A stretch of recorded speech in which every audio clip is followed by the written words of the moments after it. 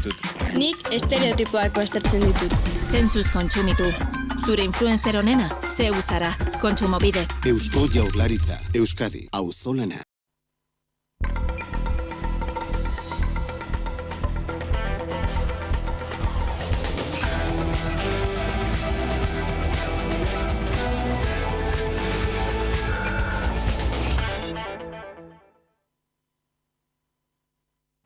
Gabon, astrena dugu gaurkoan eta espero genuen gaiaren berriarekin topatu gara. Euskal Autonomia Erkidegoko Auzitegi Nagusiak COVID ziurtagiriaren aurkako erabakia hartu du. Joan den astean aurkeztu zuen eskaera Eusko Jaurlaritzak eta epaiek gaur eman diote ezezkoa.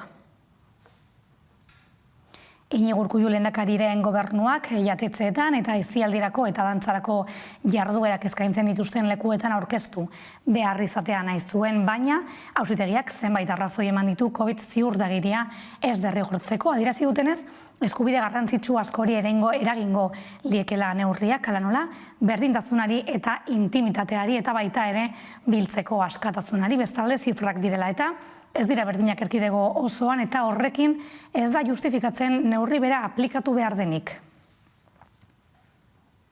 Eta COVID-19 arira birusak gora jarraitzen du. Eusko Jaurlaritzak eta Nafarroako gobernuak emandako datuen arabera, astebetean 49 areagotu dira positiboak ego Euskal Herrian.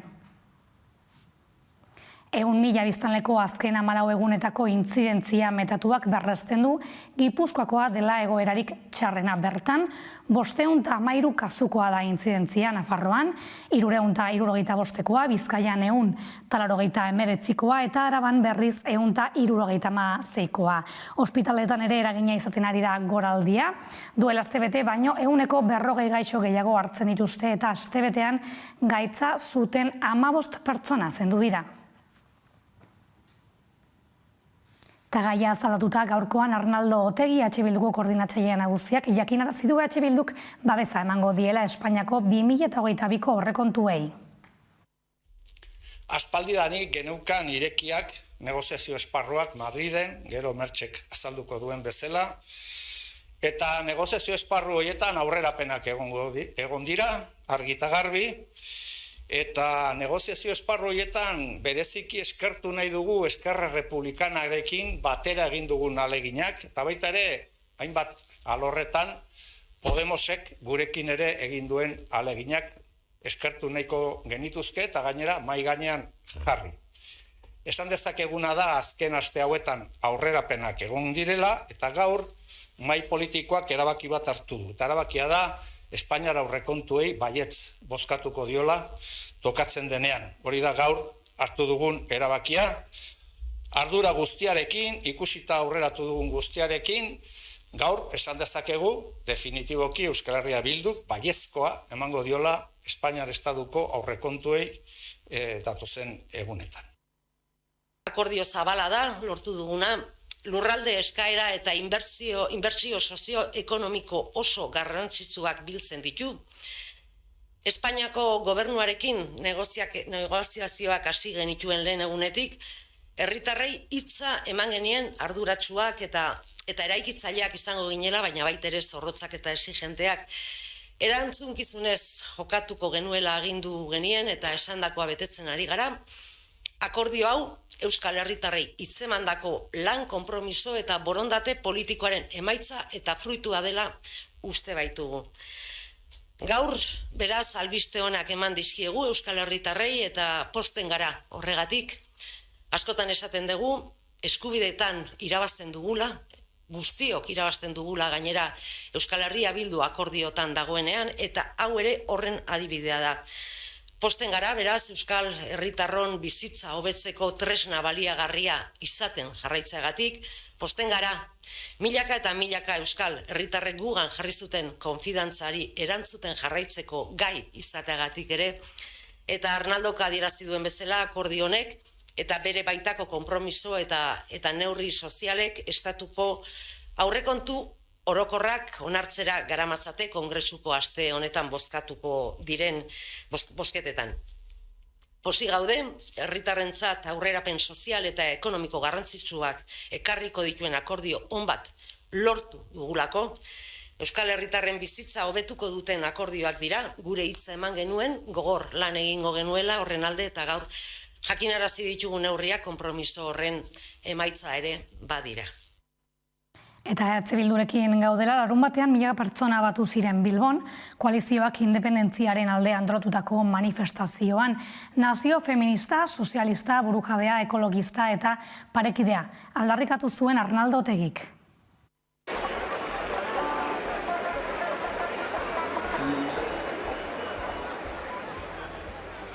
Argi eta garbi, esaten dugu Euskal Herriak, Euskal Nazioak, merezi duen estatus politiko, ekonomiko, kultural eta instituzionala lortu behar dula. Prestatua gaude, herri honek merezi duen estatus politikoa martxan jartzeko. Bloke historikoa, lidergo berritua, herri berritu bat. Zuek zarete herri hau harrizko herria egiten duena. Zuek zarete herri hau borroka herria egiten duena. Eta zuek zarete herri hau askatasunera eramango dezutena. Gora Euskal Herria askatuta!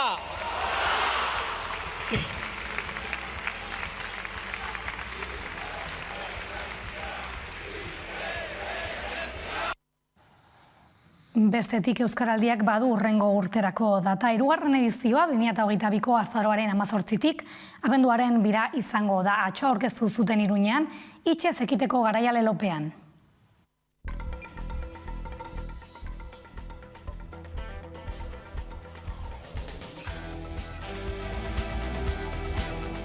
Euskaraldiaren 3. edizioa aurkeztu dugu. Oraindik urtebete falta da ariketa soziala egiteko, baina herritarrak aktibatzeko lan handia egin beharko dugu aurretik eta jadanik martxan gaudela iragartzeko egin dugu agerraldia. Euskaraldiaren 3. edizioa datorren urtean izango da, 2022ko azaroaren 18an hasita abenduaren 2 bitartean, 15 egunez egingo dugu berriz, eta ahobizi eta belarri prest moduan hartu ahal izango dugu parte. Gainera, ariguneekin jarraituko dugu, iazko edizioan pandemiak asko baldintzatu zuen ariguneen sorrera, entitate, enpresa, taberna asko itzita edo telelanean ari zirelako, eta ariguneak eratzea eta indartzea da gure helburuetako bat.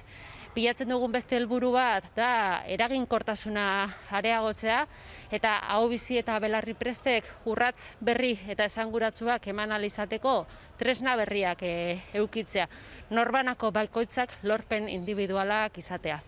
Aurtengo Euskaraldiaren leloa hitzez ekiteko garaia izango da, hain zuzen pandemia ostean berriz kalera ateratzeko momentua dela iruditzen zaigulako eta inoiz baino indar gehiagorekin hitzez egin nahi dugulako. Hitzari indarra eman nahi diogu eta pandemian hain apalduta eduki dugun gizarte mugimendu hau eta gizarte bizitza hau berreskuratu nahi dugu. Euskarak eta euskaltzaleok behar dugu halako bultzada berezi bat, eta esan bezala 2022ak emango dizkigu horretarako aitzakia asko, eta horietako bat izango da Euskaraldia. Eta euskara eta kultura gurean Nafarrora joango gara oraingoan. Aurtengo bertsolari txapelketa urriaren 2an, hasi zen Izaban eta finala Iruñeko Anaitazunan jokatuko da azaroaren 28an. Final aurrekoak bukatuta baditu Nafarroako bertsolari txapelketak finalean arituko diren 8 bertsolarien izenak. Asteburuan Leitzan jokatutako azken saioan Joanes Ilarregi Marzol izan zen onena, eta aurretik Altsasu eta Berriozarren irabazleekin egingo du bat azaroaren 28ko finalean. Iritsi behar pelotan.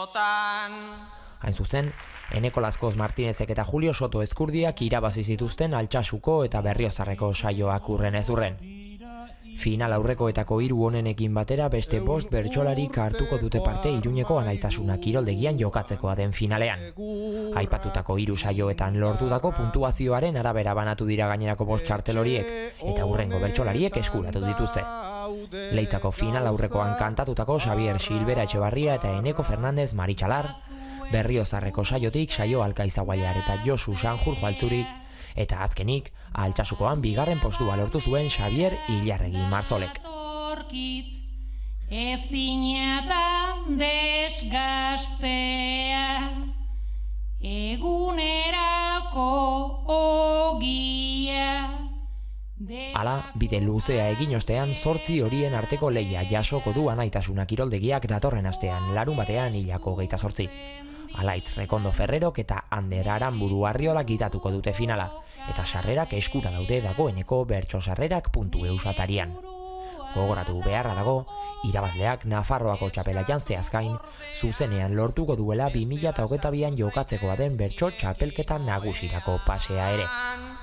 Bestela sartu zaitez nirekin ohea.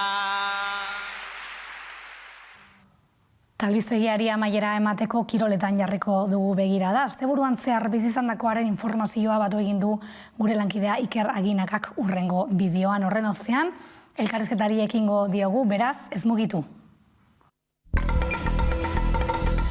Asteburu kaskarra izan dute Espainiako futboleko lehen mailako gizonezkoen euskal taldeek. Atletikek, Osasunak eta Realak euren partidak berdindu dituzte Levante, Sevilla eta Valentziaren aurka hurren ezurren. Eta Osasunak Atletico Madrilen aurka galdu du berea. Atletiken eta Levanteren artekoak ireki zuen ligako 14. jardunaldia Ziutate Valentzia zelaian. Marcelinoren mutilek berriz ere erakutsi zituzten ate aurrean dituzten gabeziak, eta jokoa eta aukerak sortzeko duten zailtasuna. Defentsan ondo aritu ziren, ohi bezala, eta Levantek eduki zituen aukera garbienak Unai Simon atezainak gelditu zituen. Azkenean, hutsean amaitu zen lehia. Ez Alex Berengerrek ezta Muñainek ere, ez zuten aurrelariekin konektatzea lortu eta oso aukera gutxi sortu zituzten. Gainera, Villalibre Villarrearen aurka sufritutako lesiotik osatuta, minutu batzuk egon zen zelaian, baina berriz ere min hartu zuen 3. denboraldi honetan, eta ikusteko dago lesio berri honen tamaina. Alavesen partidak Zapore gazi gozoa utzi zuen Gasteizen. Sevilla talde indartsuaren aurka jokatu zuen Sánchez Pizjuan zelaian larun batean eta ondo aritu zen Kallejaren taldea. Laguardiak aurretik jarri zituen arabarrak 5. minutuan buruz eskuratutako golari esker. Lehenengo zatiaren amaiera aldera Okamposek bat eta batekoa egin zuen eta luzapenean penaltiz Joseluk Alaves aurreratu zuen berriz ere. Bigarren zatian lan eskerga izan zuen Patxeko atezainak. Etxeko taldeak aukera ugari sortu baitzituen. Arabarrek eutxiko ziotela zirudienean aldiz, Rakititzek jaurtiketa on batez lortu zuen Alavesen atea zulatzea eta berdinketa eskuratzea, 2-2koarekin. Puntua ontzat jo dezake talde gasteiztarrak, lidergoaren lehian den talde baten etxean jokatuta. 5. partida du jarraian galdu gabe Alavesek, eta beheko postuetatik urruntzea ari da lortzen. Osasunak ere ez zuen partida txarrik egin Wanda Metropolitanon. Atletico Madrili lehia deserosoa planteatu zion Jagoba Arrasatek, intentsitate handikoa. Madrileko taldeak eraman zuen norgehiagokaren pisua eta zenbait aukera izan zituen lehenengo zatian. Gehien bat, Griezmannen oinetan. Osasuna ausarta aritu zen erasoan ere partida osoan, baina ez zuen saririk lortu. Felipek partida amaitze hartzela egindako gol bakarrak erabaki zuen emaitza, bat eta hutsekoa Madrildarren alde. Europako postuetatik hurbil jarraituko du Osasunak beste aste batez, baina bertan dauden taldeek baino partida bat gehiago du jokatuta talde nafarrak. Realak azkenik, hutsean berdindu zuen anoetan Valentziaren aurka eta aste askoz bertan egon ostean lidergoa utzi du Real Madrilen esku. Partida nahasia izan zen, futbol gutxi eta intentsitate handikoa, liskarrera heltzeraino. Atzean sendo eta erasoan Makal ibili zen Reala, eta sortutako aukerak Jasper Zilesen atezainak bikain gelditu zituen. Valentziak ere aukera bat edo beste izan zuen, gehiago bigarren zatian, baina ez batak ez besteak, ez zuten lortu aurkariaren atea zulatzea. Ostiralean ekingo diote hurrengo jardunaldiari lau taldeek. Atletikek, Alavesek eta Osasunak Granada, Celta eta Elche hartuko dituzte etxean, eta Realak Korneian jokatuko du Espainolen aurka.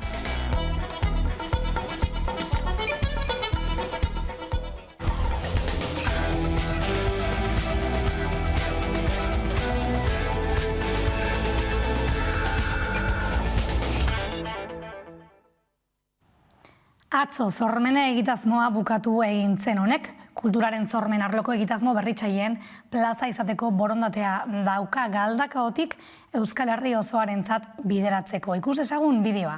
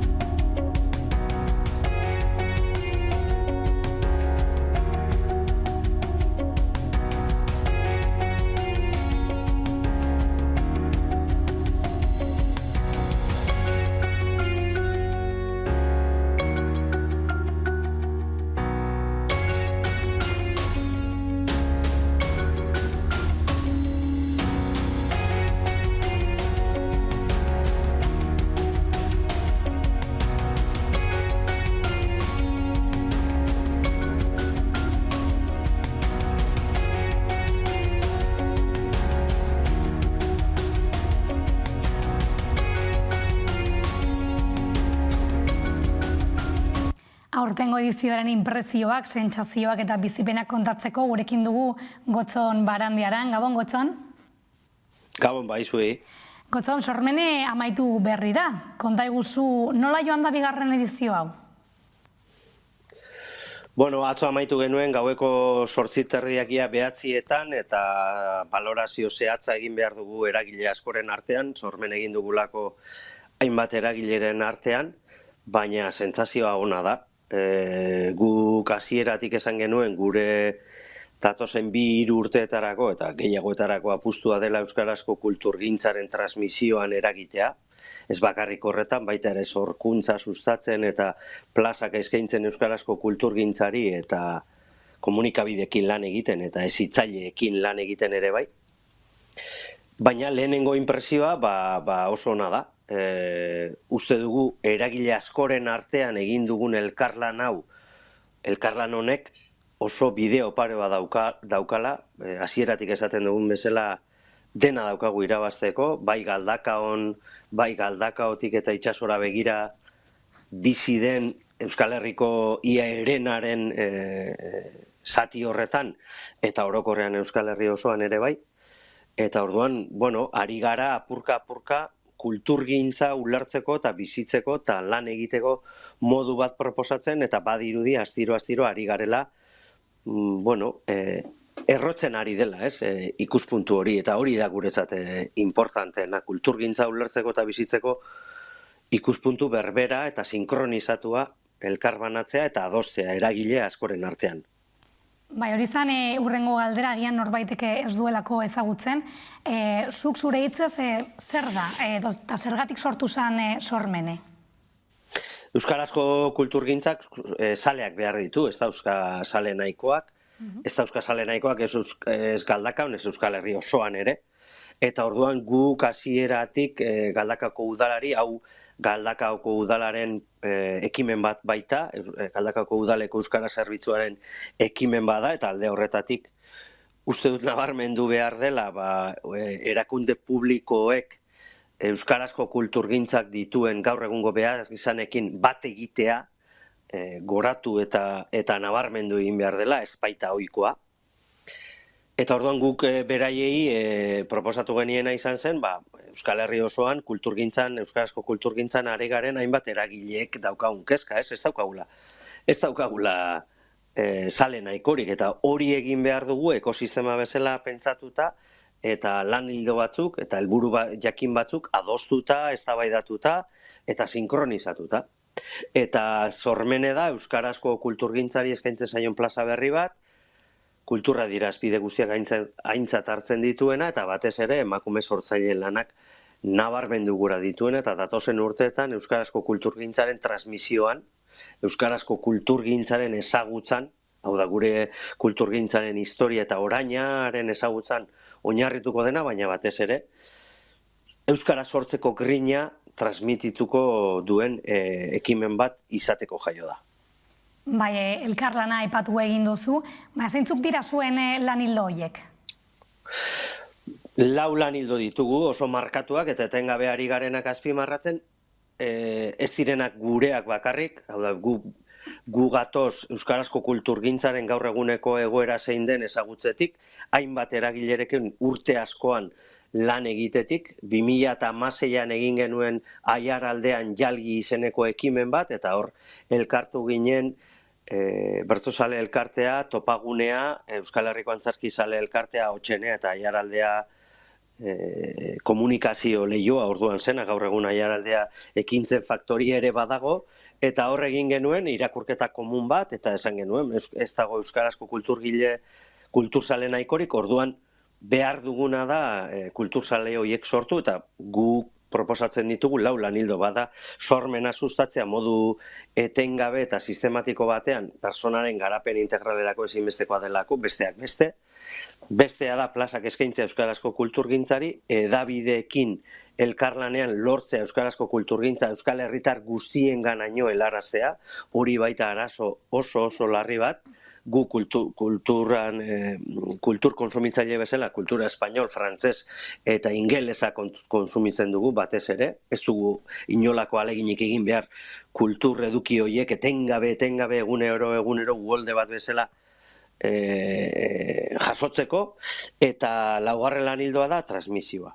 Orduan, guk lau lanildo horiek proposatzen ditugu, eta horri begira antolatzen dugu sormene, eta horri begira egiten dugun guztia gaur egun Euskal Herri mailan, ez bakarrik sormene, baizik eta beste hainbat ekimenetan. Bai, eta zer eskaintzen du egitasmo honek? Zer aurkitu dugu egitarauan, edizionetan? Bueno, oraintxe esan dizudana, guk egitarau ez dugu pentsatu ikuskizun errenkada bat bezala, baizik eta lortu nahi baldin badugu kulturzaleak, lortu nahi baldin baditugu, euskarazko kulturgintzaren zaleak izango direnak, ikuskizun utzekin ez da nahikoa. Orduan, lan egin behar dugu elkarrekin sortzaileek, zaleek, antolatzaileek, bitartekariek, erakunde publikoetakoek, herri ekimenekoek, pribatuan, modu profesionalean ari diren enpresek, kazetariek, edabideek, hezitzaileek hezkuntza arautuan ari direnek, hezkuntza araututik kanpo ari direnek, gurasoek ezinbestean oso garrantzitsua da hori, kanal hori, transmisioko kanal hori, horiek denak elkarrekin aritu behar dugu.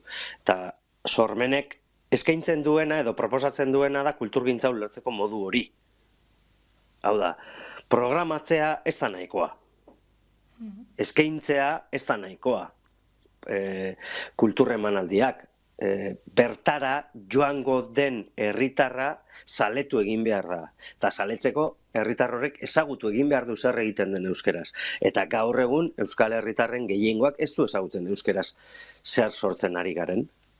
Eta euskarazko kulturgintzaren transmisioa ez dago bermatuta hezkuntza arautuan, eta ez dago bermatuta hezkuntza ez arautuan, eta gurasoen transmisio kanal oso garrantzitsu horretan eten bat gertatu da. Soziolinguistikoki ere aldatu egin da gure herria oso denbora gutxian eta oso azkar, edukia jasotzeko kanalak ere asko aldatu dira digitalizazioarekin eta teknologia berriarekin, eta euskarak hor dena du irabazteko, oraindik gutxi da eskaintzen duguna, sare sozialetan konparatuz eduki espainolak, frantzesak eta ingelesak, eta orduan hori dena da elkarrekin egin behar duguna, eta modu sinkronizatu batean egin behar duguna. Eta hori da daukagu irabazteko guztia, eta asko da. Oraindik Galdakao adibidez da, 30.000 personako herri bat, bere ondoan dauka basauri, beste horren bestez bikoitza daukana, baina itsasora bitartean Euskal Herriaren herena edo bizi da, ez? Euskarak eta bere kulturgintzak hori dena irabazteko dauka. Hori dena irabazteko dauka. Beste eremu asko dauzka, baina hori ere irabazteko dauka, eta gu jarrera horrekin, jarrera positibo horrekin egiten dugu. Lana guk uste dugu, jendeak ezagutzen baldin badu zer egiten dugun euskeraz, konturatzen baldin bada euskeraz pentsatzen duena eta adierazi sentitzen duena adierazteko badaukala modua, kultura adierazpide ezberdinen bitartez, herri asko hobeago bat edukiko dugu eta elkarrekin bizitzeko modu asko sanoago bat, parekideago bat, berdinzaleago bat edukiko dugula. Bai, eta aurreko edizioarekin konparatuz, aurten presentziala izan da egitarau osoa, ez da? Nola bizi izan duzue hori? Horrek urtean dana online izan zen, ez da? Bai, aldea badago, atzo adibidez amaitu genuen Euskal Herriko hainbat dantza talden soka dantza ezberdinekin amaitu genuen saioa, amaitu genuen elkarrekin dantza egiten, elkarrekin kantatzen, eta hori gauza itzela izan zen, ez? Gure herriak behar du trinkotu egingo duen, komunidadea sortuko duen kulturgintza bat, eta bertatik bertara egotea jentearekin, eta amaituta gero ikusten zenituen posak, antzematen zenituen posak, elkarrekin zer egin dezakegun, ez?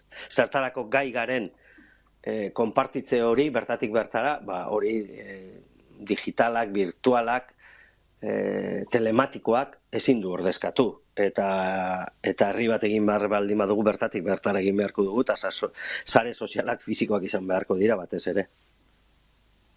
Eta orain, ondorioak ateratzeko momentua helduta, hasieran esan didazu oraindik bilera batzuk falta direla, baina zure ikuspuntua edo zure ustez, aurreikuspenak bete dituzue? Gure aurreikuspenak dira gutxienez 5-10 urtera begira. Ezin dituzu kulturzaleak sortu edizio batean. Ez Galdakaon, ez Euskal Herriko beste inongo lekutan.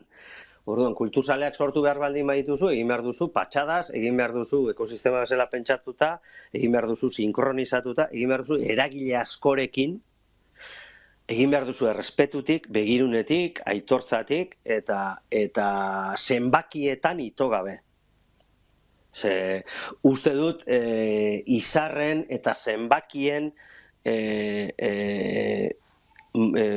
kultura horretan, guk ez daukagula ezer irabazteko. Gurea da hizkuntza eta kultura zapaldu bat, gutxiagotu bat, menoztu bat, ez daukana ez baliabide ekonomiko, ez juridiko, ez politikorik alde, eta orduan gu horrela pentsatzen hasten baldin bagara, pentsatzen baldin badugu logika espainol, frantses eta ingelesean txarto gabiz. Guk egin behar dugu lan bestera batera.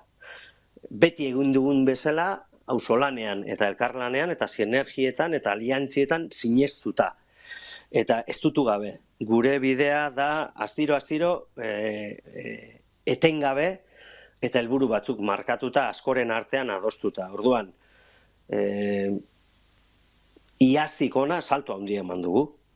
Noski, egin dugu lan hainbat eragilerekin, horregatik esan dizut, ezin dudala egin balorazio bat, aurtengo sormenen, hainbat eragilek parte hartu dutelako, hainbat norbanakok parte hartu dutelako, eta guk hoien guztiaren iritzia eta balorazioa jaso behar dugu publikoki ezer esan aurretik. Eta orduan, horri itxaron behar diogu, ezta? Ni enintzak ez dutuko euskarazko kulturgile bezala eta euskarazko kulturgintzaren eragile bezala edizio batetik bestera zer lortu dugun. Uste dut, errotzen ari dela apurka, bai Galdakaon, bai Euskal Herri osoan, gure helburua izan behar dela kulturzaleak sortzea, eta kulturgintzari eman behar diogula orain ez daukan balio bat, eta funtzio sozial bat, eraldatzailea dena, elkarrekin bizitzeko beste modu bat proposatuko duena, eta gure herri hau beste norabide batean eramango duena, ez da? Hori lortzeko pazientzioki behar dugu. Ez dugu etxi behar, baina ez dutu eta larritu ere ez dugu egin behar. Eta amaitzeko Gotxon, hurrengo edizioetara begira, herritarrei mezurik bidaltzerik bai?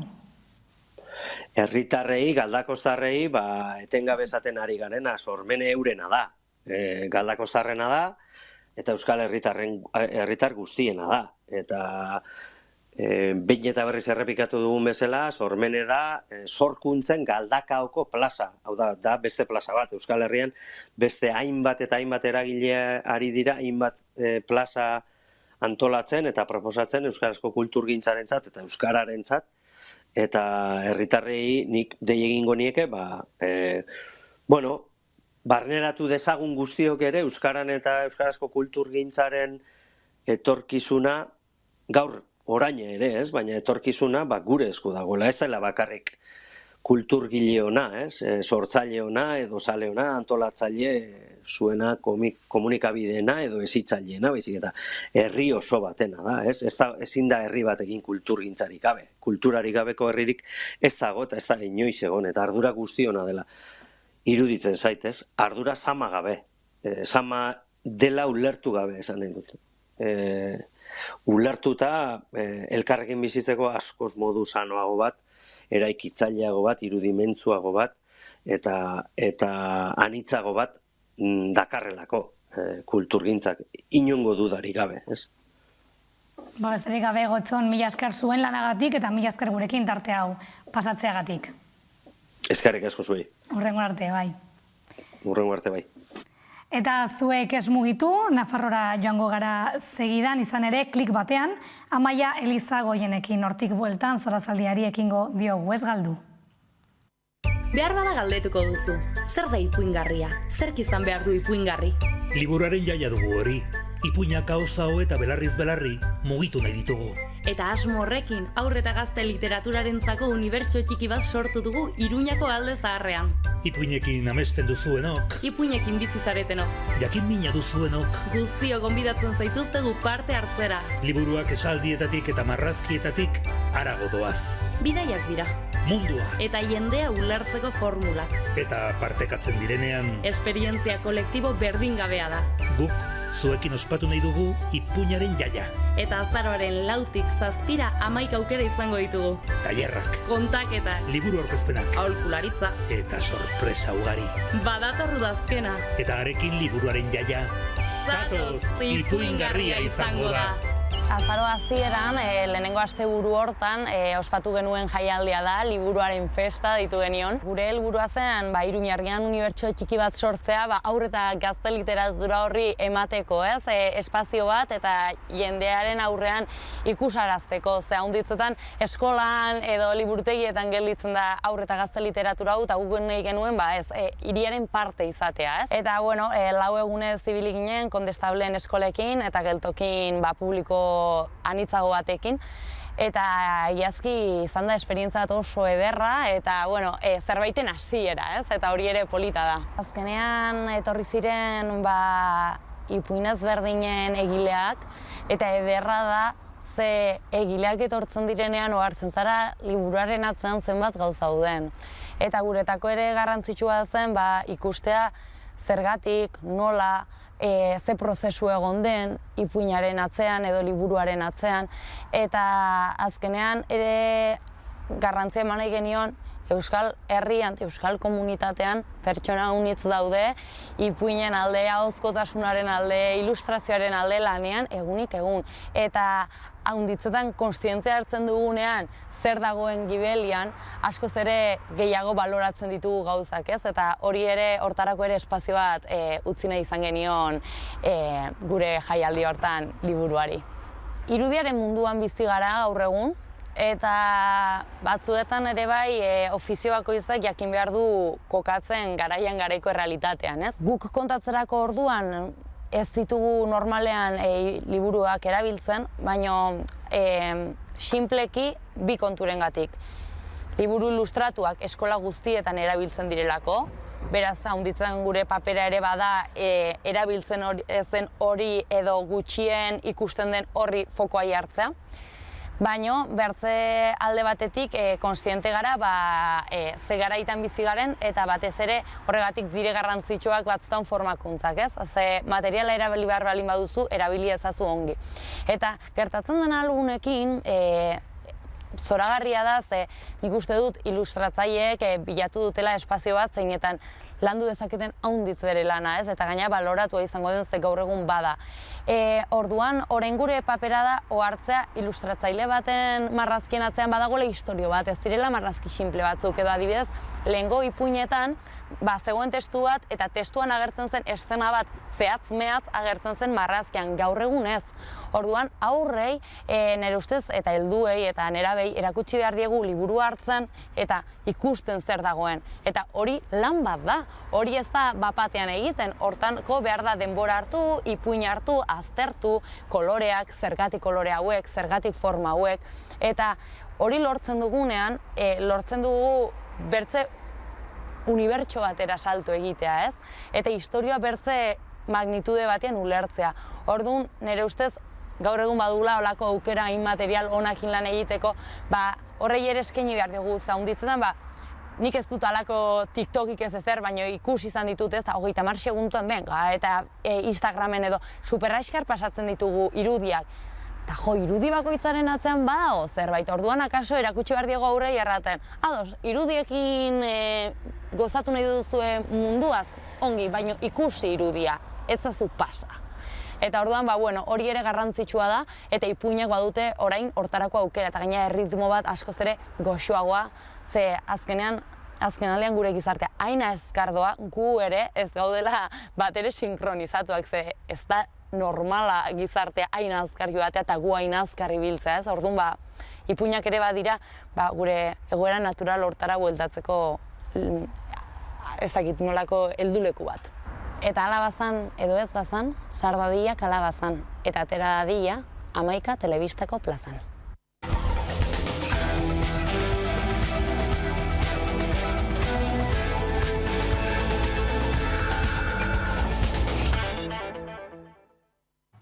Gabon berriro bagaude Zorazaldian, gaur Isarrekin, ondotorri, eta Carlosekin, ondotorri bebai, eta jarraian, gaur bertan jasandako albisteari ekingo diogu. Joan den astean, Eusko Jaurlaritzak Euskal Autonomia Erkidegoko auzitegi nagusiari eskatu zion, jatetzeetan eta aisialdirako eta dantzarako jarduerak eskaintzen dituzten lekuetan COVID ziurtagiria eskatzera behartzera. Gaurkoan auzitegiak ezetza eman dio. Horretarako hainbat arrazoi eman ditu auzitegi nagusiak. Adierazi dutenez eskubide garrantzitsu askori ekingo liekela neurriak nola berdintasunari, askatasunari, intimitateari. Ordun zuen ustez, erabaki ona dago aproposa? Saltzan sartzea da hori, bueno, ez dakite apropos da nola ez. Nik uste dut, COVID-aren zera edo aitzakiarekin lapurtzen ari dozku esala pilo bat askatasun, eta ikusten ari da zeran adibidez hori geunduen berbaiten zela txertatuta ez basauz arazoak izan aldituzun adibidez zure lanerako zera jaunaldian edo lakoak. Nik ez dut uste beharrezkoa da nik izatea txertatuta basauz, dago ziurtagiri bat hori esaten dagoela, baina orduan PCR egin behar dozu sartzeko edo non, zergaitik ez dabe adibidez, derrigorrezkoak egiten badabe, zu sartzeko edo diskotek batera edo pub baten edo ez dakitzen, zuk oraindu behar dozuz, negozioaren bitartez, edo eura jarriko dabe adibidez PCR, antigenozen PCR behar dau denbora gehiago. Baina nik uste dut, ez dauzela ondo gauzak kudeatzen, jartzen ari dira hainbat, sistema jartzen ari da kolokan, ez da, gero eta baliabide gutxiago, eta hornek dakartzana da azken finean, kontagioak bai nahiko, hor da bizela, ez gora ez bera, baina gertatzen ari dana, ez badugu inbertsiorik egiten, gero eskatuten dutzegu erantzunkizuna biztanlegoari, baina zuk ez dozu jartzen dirua, ez dozu, hainbat, orduan dago, alde batetik ez, esku batek egiten duena besteak ez desala ikusi, eta orduan, borroka, nik uste dut bebai, potere borroka bat dala. Ia noraino heltzen dan batek legearekin, eta gobernuak noraino heltzen dan. Nik uste galdera ez dela erabaki egokian edo ez. Galdera horretik da, ea neurri hori eraginkorra zen edo ez. Nik uste dute gure herrialdean, 92ak jada jaso du txertoa, eta beste 3ak ez du jaso beste arazoengatik, hau da, beharrezkoa da neurri hori hartzea kontrolatzeko 5%, benetan ez dira sartzen tabernetan.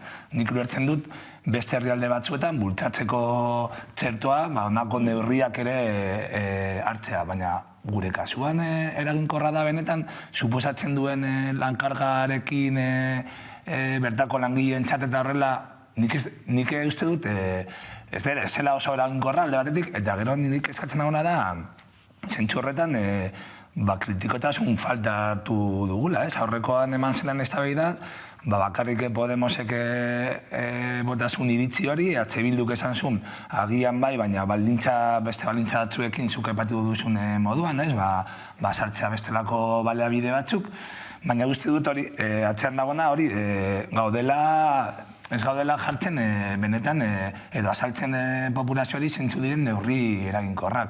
Edo ikusi dugu orain dela gutxire bai kaleko hori, nola EAJak zabaldu du kalean egotearen arriskua. Eta beren gero, beste ikerketa batzuk esaten dute, arreta jarri behar dela espazio itxietan, eta horre sartu esfortzu guztiak. Eta ari gara etengabe, eztabaida desitxuratzen edo neurria pizkat hori, modu analizi konkretu barik botatzen neurriak bai gainean. Ze hori gogoran hasi doztezu gauzatzu bet. Zu dinozu adibidez, ni kamarera naz eta bebai sanitario txatein behar dut lana, horretaz ordainduko hostia, klaro, konprabatu egin behar dut, pertsona hori, bere nana dala, pertsona hori, bebai begiratu dat, ez dakizer, horrek hartuko dozten denborak norke ordainduko hostia adibidez, no? Edo, ez dakit, PCR, imaginau beste neurri batzuk sartzen badira, antigenosen bat sartzen dira, eta ez dakit egiten dutzu, eta jo que se, te perforan algo, imagina balako gauza gertatzen. Porque jartzen bagara, txarrenean, gertatu eldira alakoak, nori eskatuko etxezu erantzunkizuna. Edo egongo da hor adibidez ere izan bat, edo mediku bat, ez da, como, ez da normala. Zezu jarriko duzu pertsona bat, imagina, 1000 pertsona sartu behar badira, zein ordutan sartu behar zara adibidez kontzertu batera. Etorri behar zara horreko egunean. Horlo egin, jarriko dutzu bebai hogea, eta horre egingo duzulo. Orduan, ematen du, beti gauzela, saiatzen partze eta partzea jartzen.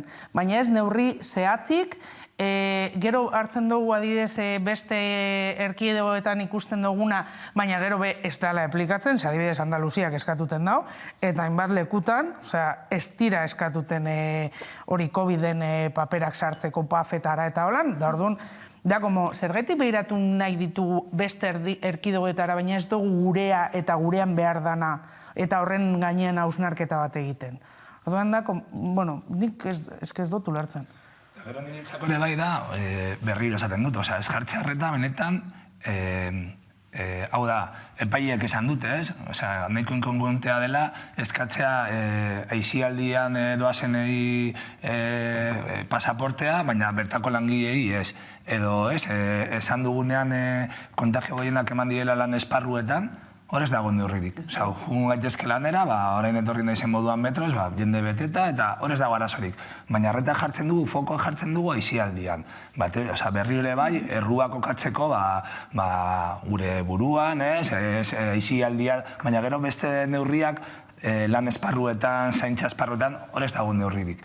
Nik uste benetan gaudela beti etengabe fokoa pizkatori, distortzenatua edo horrela. Distortzenatzen, bai. Izan ere pandemia zizenetik zalantzan egon dira neurri guztiak, zuk esan duzu adibidez, agian boterea demostratzeko beste herramienta bat dala. Orduan, zera, neurriak jartzearren, edo, badirudi, jarri behar ditugu neurriak, orduan... Gauza bat da, ezin dugula pentsatu, gobernu bat dagoela aisialdi moduan. Orduan, neurria jartzea egiten dutzuna da, lan egiten ari dozunaren zera sensazioa zuzabaldu egiten dozu biztanlegoari behitu egin dugu, eta gero berdin dio kalean entzutea, benetan botatzen dituzten zera legeak edo araudiak, talka egiten dutela ez bakarrik gure askatasunarekin, baizik eta egunerokotasunarekin.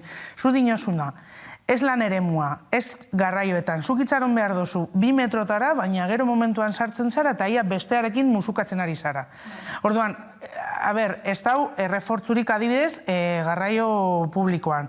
Ez dau inolako esatea, ez dakit, alako enpresa super edo makroenpresetan jartzea, ez dakit, astero PCR, jo que se, neurri zehatzak izango liratekela askoz iraungarriagoak, orduan horren inguruan, beste neurri batzuk hartu. Orduan, gertatzen dena da, eta ematen du, bi foko nagusi dauzela. Alde batetik ostalaritza, eta biztanlegoa, baina batez ere, gero eta gazteagoak diran, eta alako aisialdia gozatzen daben hainbat adibidez, ez da? Porque, gero bai dago klasismo gutza. Zen nork joan alda adibidez, edo nork egiten ditu botelloiak adibidez, edo, orduan, ematen du, igual leku batzuetan ematen badugu, eta hor, diru jendea baldin badoa, eski da, nik uste dut bebai hor dagoela dana nahaztuta. Orduan ematen du, como que nahi dute, bere klasismoa jarraitu bebai, eta nondik nora bilatu beti erantzunkizunak, baina besteengan, ez guregan. Guk primeran egiten dugu, gobernutik dana ondo egiten dugu. Orduan ia non sartzen dugun fokoa. Ikusiko dugu gamonak datoz. Ikusiko dugu zer gertatzen den, eta nori botatzen dotzien erruak, Kontagioak goruntz badoiaz. Ze ondo atera da didez eta gero berbaingo duk mania. Baina bagenekien hori izango zala foko bat. Baina txartu ateraiak, baina beti dauz. Bilatzen, gu ez, gu dana egiten dugu primera. Erruguna, ez da bilatzen. Nik uste gainera hor dela, ezin duguna da, jenderi eskatu egotea beti tentzioan, 2 urte tentzioan. Hori, ezin dugu, nik uste egin behar da pedagogia pur bat, eta esan, non dago arriskua? Eta ikerlariak esaten dute, arriskua dago, espazio itxietan, igotzen denean, hori, kondentsazioa, eta hor dauden neurgailuak, eta hor dago benetan arriskua. Eta non zintzu dira espazioa seguruak? Kaleko espazioak. Bultzatu ekimenak kalean, jarri balabideak ere bai, zergatik ez dira egon umeak patioak indartu, jarri balabideak edo, alako bultzatu kaleko ekimenak eta izialdia, eta alba da lan egin etxeetik umeak egotea kalean, eta jarri harreta espazio itxietan eta baliabideak batez ere kontrolatzeko, gure burua zaintzeko, egotea baliabideak jakiteko nire lan esparruan, ea egokia den edo ea egunero nago nire burua errizkoan jartzen ez delako kontrolatzen bailiztapena eta bar. Eta guzti dute hasi behar garela ja, guztiok ulertzen birusaren funtzionamendu alba dugu eta jarri harreta eta neurriak behar diren espazioetan. Eta beste espazioetan, jendeari ez hartu beldurra eta ez erabili beldurra tresna politiko moduan etengabe. Esan duzu hitz bat, funtzionamendua. 2 urtez pasatu dira, eta inorko nino ez dakit, nik uste dut, ziur zelan funtzionatzen duen virus honek. Zergaitik, ez dau interesatzen jendea informatuta egon arren. Egotea, bai alderantziz, sentitzea nondik nora, datortzula pilo bat informazioa, fake news bai ikusi dugu hainbat eta hainbat dauzela, baina funtzionamentua zergaitik ez da urten hausagaztik esaten behitu, hau da, porque badauz virologoak, badauz hainbat ikerlari, badauz, hor egon zan labi horretan, bertan bera gelditu dela, baina jarraitzen duela, nahi izan ez gero, azken finean, bataratzen zera euren arauak, zergaitik ez iran jesarri eta esan benetan, behitu, hau da virus honen funtzionamendua. Honek ekarri aldau ez dakiz zer, beste horrek ekarri aldau ez, baina hori egin beharrean beldurra. Beldurrak sumizioa dakar, eta ikusten ari da, zelan jendeak, bate alienatu egiten da, eta bate egiten dau, berdin dio, legeak edo araudiak bere zentzumen guztia izan ezarren, esaten dotzie baietz. Eta hau, izango litzateke esateko mesedez, ja nahiko da, umeik endo jotxasue mesedez maskaria patioetan. Ez da lortzagarria. Zelan da posible, eskoletan arazo bat dekogula barruan, egon behar direla umiak lehioak zabalik. Ostuta, badauz batzuk nordikoak eroaten dabela klasera. Hau ez da inoz ikusi. Eta kalera urtetzen diranean jarraitzen dabe maskariekaz, aire librean egon arren. Orduan ez dakit zelan egiten dabe esan gauzak, nik, ez naz medikoa, baina ez daki, zentzudun izaten ez dutzu esaten hori dala ja eta heldu dala momentua kentzeko maskarillak behintzatu mehengan. Ez dakit noraino, esan dutzu da horretik, ematen du gelditzeko dala etorri dala maskarilla. Baina edonon, edonon ez, porque edonon zube bai egiten dozuna da azkenean, arnastu egiten dozu, zure CO2 hor dagoz mikropartikulak eta gero ikusiko dugu, nola, egongo dira, arazoak. Arnaz arazo pilo bat egongo dira, eta ikusiko duguz. Horreak esarri baina testu ingurua kontutan hartuz, ez da? Zuk esan duzuna lehen. Bai, niztut gainera dela hori, ematea leku espazio gehiago ikerlariei eta zientifikoi benetan azaltzeko alba da, horrendik ez dakigu eta egongo gehiago esatzuk, baina eta espazio gutxiago, eta espazio gutxiago hori hartzea neurriak a golpe de hori, albistea eta gertzea eta egiten dugu labidin osaketa bera. Ez da oso normala, egia da, respetiosarekin, baina azita burua, ez que ez da oso normala. Eta zergaitik bertan bera utzi da. Ez, zergaitik, ze hain garrantzitsua zan organismo batek eta erabakiak egartzen bazituen eta jarraitzen dugu pandemian, zergaitik bertan bera uzten da.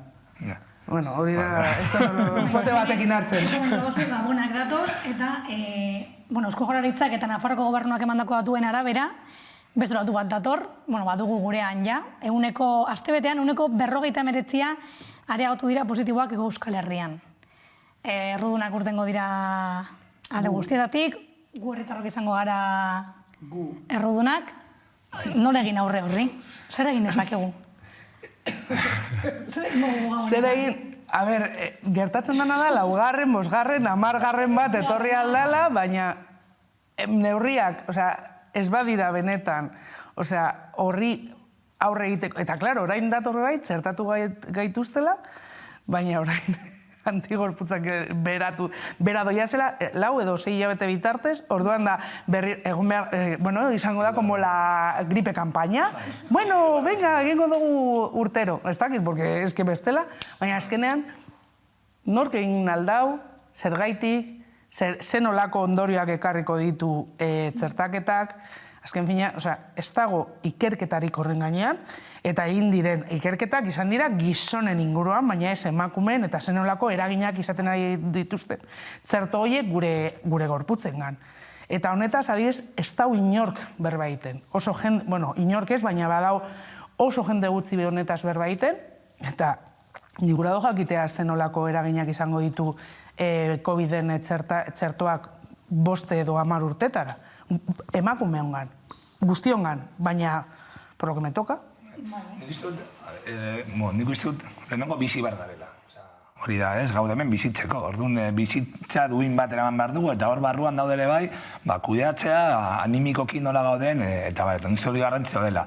Eta jendeak nahi ditu ziurtasunak alde nenean, eta egia da, honako pandemiak, ez du guztien ziurtasun batzuk ematea, baina bentsat, dakizkigun datuak edo neurriak eraginkorrak jarri balorean. Txertoak badu eragin positibo bat? Bai, hori holan da.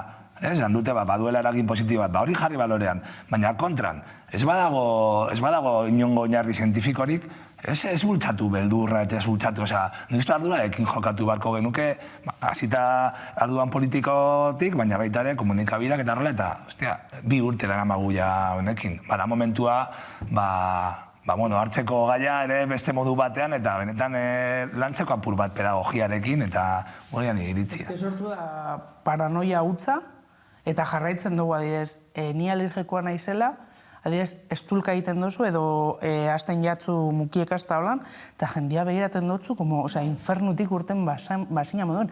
Barkatu, badauz beste gautza batzuk, COVID-aren aparte, badauz beste gaixotasun batzuk edo gai batzuk, eta jendea begiraten dutzu, baina gero erlasatu egiten dira, zesoaz tabernetatik eta inor ez dau maskarillagaz, ni flipatzen dut ondino jendia joatea adibidez kaletik, baina hori da desinformazioa gaitik, edo doia zenean bere kotxean. Eura guakarrik eta maskarillagaz. Digo, sois unos valientes. Ez dut ulertzen, baina, da como, eta hau da horren ondorioz, desinformazio horren ondorion, ni pentsatzen dut edonon egon daikela, eta nago, eta bidaltzen adiri gara, gizartea paranoia konstante bat eruntz. Eta horrek, dekon, eragina, osasun mentala, izaten da brutala. Jendeak ez daki, edo ez dakigu zelan kudeatu beldurrarekin bizitzea. Ez dakigu zut dinozuna tentzioa menpe egotea egunero. Porque da, eta gero, gehitzen ari dira, ez da, zeo zer gehiago gertatu alda 2008 batean, porque, zelako, ratza daroa egun. Eta ikusiko dugu, eta desinformazioarekin bat, jendea sumitu egiten dozu. Eta jendeak menpe dekozu. Igual gizarteari begira zen genezake elkarzaintzan edo autozaintza horretan dagoela koska, zuek uste dozue pandemia zizenetik horretan hobera egin dugula, herritarrok? Nik uste hemen esan duela orain dela hilabete batzuk. Berez pandemia zizenean, ematen zuen, hobetu atera behar ginela.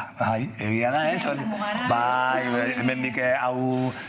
Eta uste oso ondo hasi ginela, eta batez ere Euskal Herrian erakutsi genuela, hori zaintza sareak, zaintza asko gure komunitatea, segurazki guztiok berriro familiarekin solako zaintza mekanismoak esartzea, eta izan zuen bultzada bat Eta nik uste lehen esan behar nuen ere bai, garantzia dela ere bai, COVID-ak hiltzen du, eta horre ezin dugu ere bai banalizatu. Eta uste dute egin behar duguna da, arrisku, guztiok egon gaitezke arriskoa, baina badaude grupos de más riesgo, horiek benetan zaindu eta hasita gertuko engatik, eta horrela. Baina zoritxarrez ez dakit hobera egin dugun edo jendarte moduan. Nire zelantza ditu batez ere, pasatitugorako fase batzuk, lehenengo maitasuna, gero salatzea alboko, gero bilatzea errudunak kolektibo oso bat gazteak, dira txarrenak. Eta ez dira izan nagusia, ez dakit, bai beste foko bat, ezke oso sarrak zari eta orduan zari danaren errudun. Nik gauza bat positibotzat ikustearen izango litzake, sareak, sortutako hainbat sarek egin dauana da elkar ezagutza bat. Ze bagenituen askotan auzokideak edo ez bakarrik gure eraikinekoak, baizik eta igual aurrekoak eta bar. Eta nik uste dut horretan, bai nik igertu dela, edo behintzat auzo batzuetan nola hori, orain ez dakit ondorioak onak edo txarrak diren, baina bere momentuan bai, igual egunero ikusten zendun emakume hori edo gizon hori ez dakit igual etorkina edo emakume atzoa, adibidez ezen duela inolako zera harremanik, hor lotura bat oso gozoa dana sortu da, eta nik baditut lagun saretan egon direla eta mantentzen ari dabela, eta hor ikusten dugu adibidez zelan sareak mantentzen ari den maizterrak adibidez defendatzeko edo lan zera baldintzak defendatzeko eta hor behintzat zehozer positiboa ataratzeko. Ez daki guztiak ondo atera garen, edo txarrerago. Zaintzarekin interesgarria, herrien ematen ari den esperientzia batzuk, udaletxe batzuetan, zaintza publiko komunitarioa bultzatzeko, ez? Zaintza zaren horren ostean, gogoeta bat, zer da zaintzea gure komunitatea? Eta zein den funtzio publikoa, zein den zaintzaien funtzioa, komunitatearen funtzioa, eta gogoeta bat hori, zaintza ez dela bakarrik eskintzen zen zerbitzu bat eta gainera horren du behar dena.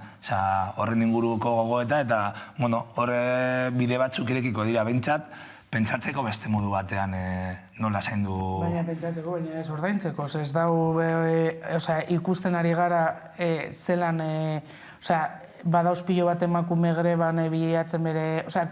Nik uste dut gizarte moduan ezin genduela utzi edo uko egin beste pertsonak zituzten beharrei, porque azken finean ikuste, zu albokoa ikusten badozu, ez dakola jateko edo zer, nik uste dut edo nork eman aldo. Baina guk sareek egin duguna da azken finean, instituzioek egin behar ebiena, ordezkatu dugu, bai, baina eurak ez dabe ikasi.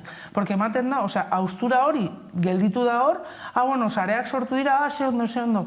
Txalotzen dabez, pribatuan, ze publikoki ez dabe zer esaten inoiz, baina gertatzen dena da, gero ez dabela aldatzen. Porque ez da batean en plan COVID ez da amaitu. Konfinamendua urten dela 3 hilabete eta batean dana konponduta. Eta ez dabe jarri inolako urgentziezko adibidez zera neurririk hori kudeatzeko. Orduan, superondo dago, guk egotea en plan, bai, sareak dauz, eta inoiz ez dugu ze herri hau elkartasunean oinarritzen da, baina gertatzen dena da, egiten dotzagula eta ordezkatu egiten dugu euren papera. Gu horretarako ordaintzen dotzegula. Orduan, noraino, no? Bai, entzun da. Bale, eta, gai aldatuko dugu osorik. Zehatz mehatz, Madrilera joango gara. Izan ere, gaurkoan Arnaldo Otegi, Bilduko koordinatzaile nagusiak, bai, jakinarazi egin du Bilduk babesa emango diela Espainiako 2022ko urrengo urterako aurrekontuei. Aurrerapenek negoziazio hori desblokeatu egin dutela esan du Otegik. Zuen ustez, hau da Madrilen gertatzen ari den aldaketaren edo isla? Aurrekontu hauei baietz esatea edo? Nik egingo nuke beste aldera bat. Zer ekarriko du hemen erkidegoan, Bilduk bai esatea Madrileko aurrekontuei. Erantzuna? Ahí la dejo. Galdera duzu, baina erantzuna. Nik nahiko kezkatuta nago, horretan. Nik uste dut, momentu honetan, daude, zenbait irakurketa, lehenengoa, lehenbiziko irakurketa dela, objektiboki, negoziaketa horretan, gehiengoen bizi baldintzak hobetuko direla. Eta lehenengo neurria ez, baina betu zen nolako neurriak, argindarraren ez, gazaren eta uraren mosketak debekatzea. Ari gara, planteatzen, ditzako eso zer dela, oinarrizkoa. Eta hori negoziatzea, estatu batek negoziatzea hori, aurrekontu batzuetan, indar independentista batekin, eman balko liguk ere pentsatzeko zenolako estatu batetaz ari gara. Ze uste direla neurri batzuk, funtsezkoak, pertsonak bizit oinarrizkoak. Hori da nire lehenengo eta, eske gaude parametro hauetan. Gero badaude beste batzuk, miantorena eta ITB-rena da horrela. Lehenengo objektiboki, lehenengo botean, ona da, orokorrean, langilontzat ona da lortutakoa. Gero gonaldia bezera kulketa batzuk. Hau da, Madrien negoziaketa hauek euskal markoa ahultzen du, politika ematen du, lehenengo botean ere, esango nuke ezetz. Hau da, ematen du, eta, uste dute larun bateko manifestazioak ere adierazten duela, gauza batek ez du besteak kentzen. Lortzea zenbat gauza Madrien negoziaketen bitartez, ez duela kentzen herri honek duen beharra bidea egiteko eta planteatzeko bestelako eredua eta prozesua. Zuk planteatu duzuna, ikusiko dugu. Ez dakit politikaren, ez dut politika dela, politikan daude elementu taktikoak eta elementu estrategikoak. Nik momentuz pentsatzen dut, oraindik olako gauza hauek direla taktikoak. Nik niri Madriari begira batez ere kezkatzen nagoena da lan erreformarena. Nik uste dut hor buelta bat eman behar zitzaiola honi, oindela 2 urte sinatuta dago horren derogazioa, ez da betetzen, hor dago Yolanda egunero borrokatzen COR-ekin ez dakizer, baina nik uste dut hor buelta, ni ez naz aditua, baina zuk giltza baldin badekozu, Siria sartu inbidozu. Porque es que dakogu. Lortu dugun, esango dugun potere kuota kongresuan, ez da gauza, gaur egundeko gure taldea. Honek, oindela 30 urte nor pentsatu, edo hasi zanean bilduk nor pentsatuko zegoan izango genuela, azken finean politika, Espainiako politika guretzako arrotza da, ez da gurea. Orduan, nor pentsatuko zeban eta gaude hor taldearekin. Orduan nik uste dut hor pizka bat tentzionatu egin behar zala, gehiago, behintzat hori bertan bera usteko, porque hori bai izango lekela ez bakarrik hemen Euskal Herri mailan, baizik eta estatu osoan, un gol no, como ganar un mundial, porque jendeak jakingo zeban gure botoarekin, ezinbestekoa izango litzakela hori bertan bera usteko. Claro, zu dinosuna taktikoa esan da, igual ikusiko dugu. Nik uste dut justo gai horrekin, lan erreformaren gaiarekin, eta honekin ere bai. Akordioak bulegoetan sinatzen dira. Hori Holanda. Eta kasu honetan, aipatu dute mertzek espuruak izan du, Podemos eta RSren bitaltekaritxaranarekin, tal. Hori da, akordioak bulegoan sinatzen dira, baina irabazi kalean irabazten dira. Eta lan erreformarekin, abenduaren batean, edo gehiengo sozial badago kalean Euskal Herrian, hori borrokatzen, edo bestela ez dugu lortuko instituzio edo bulego edo berdin zaite espazio horretan irabaztea kalean irabazten ez duguna. Eta ustut honekin ere bai, ikusi dugu, ez dago bermerik, bestaldean ez dago berme bat hitza betetzeko, honik bentsatu lan pentsatzen dut. Eta lan erreformena nahiko agerian utzi du hori. Orduan, Uste dut ezin dugula galdu perspektiba hori. Ezin duguna da, arrautzu guztiak utzi instituzio edo lan taktiko instituzional horren esku. Edo planteatzen dugu kalean, dinamika potenteak gehiengo sozial bat egotea Euskal Herrian, benetan, baldintza eta neurri sozial hauek implementatzeko, bestela jai daukagu. Eta gehiago honekin, dira neurri bat, lehenengo aipatu ditugunak, dira neurri batzuk, oso oinarrizkoak, baina gero benetan, zuk esan duzun, ez badaude maizterren sindikatuak, ez badaude elkartasun bat, benetan desjabetzeak bertan bera geratzen dira, benetan jendeari hori antolatu behar da beste modutuan. Hor bai ezin dugula galdu marko politiko egiteko modua. Nik uste dut, adibidez, da como fokoa jartzea, ez? Adibidez, Kadizen gertatzen ari dan metalekoaren borroka, hau ez litzateke gertatuko, erreforma hori bertan bera gertatuko, geldituko balitz, ze azken finean, konbenioak ez zeuan kadukatu, epez kanpo geldituko. Orduan, claro, esango neuke borroka hauek areagotuko direla, hori bertan bera gelditzen aztan bitartean. Gero, dakigu zenolako fokoa jartzen dan edabideen gandik, beti dago konparatzen con los años duros, es que no tienen otra orduan. Gertatzen dena da, hori areagotuko da, eta areagotuko da hainbat erkide hauetan. Eta gero, zer nolako kosteak dakarren olako grebak, adibidez, gizarte osorako,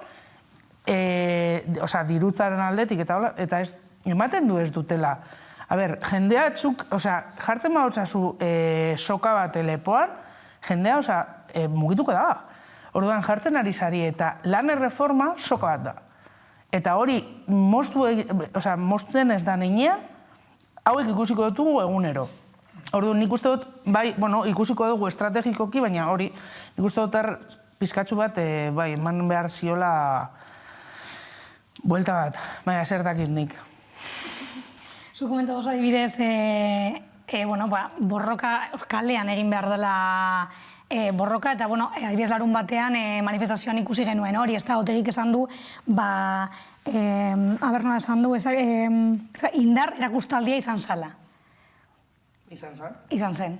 Orduan, herri honek dituen erronkak edo argi geratu ziren horretan.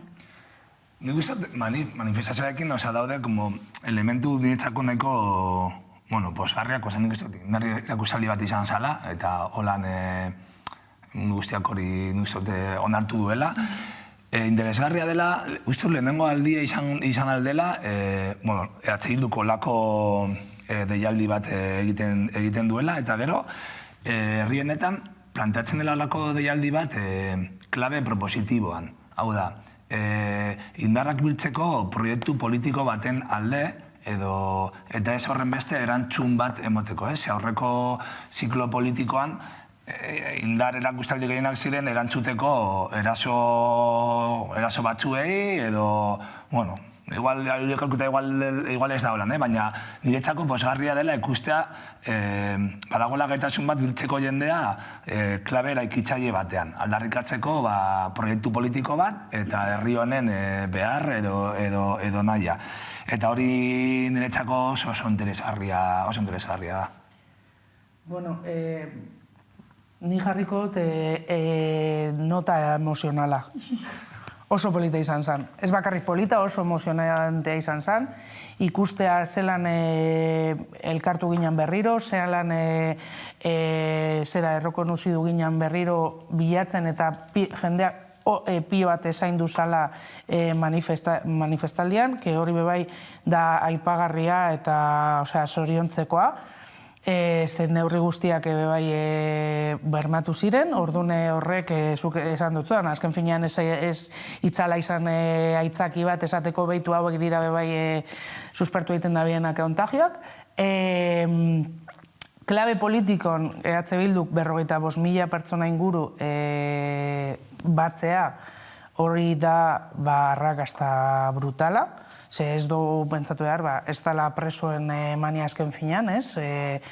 Eta noiz edo zein deialdirako alako pertsonak, bueno, bai, momentu feministak, bai, baina, politikoki eta partio politiko batekin lotutako deialdi bat, hain arrakastatsua izatea, orduan, bueno, nik uste dut hor dagoela pultzo bat hartzeko moduan, esateko hemen gauzela eta herri honek eraikitzaile egin alda, eraiki nahi dituela gauza berriak gure republikarako, gu behar dugu, nahi dugu eta lortuko dugu gure erabakiak hartzea eta gure kompetentziak izatea.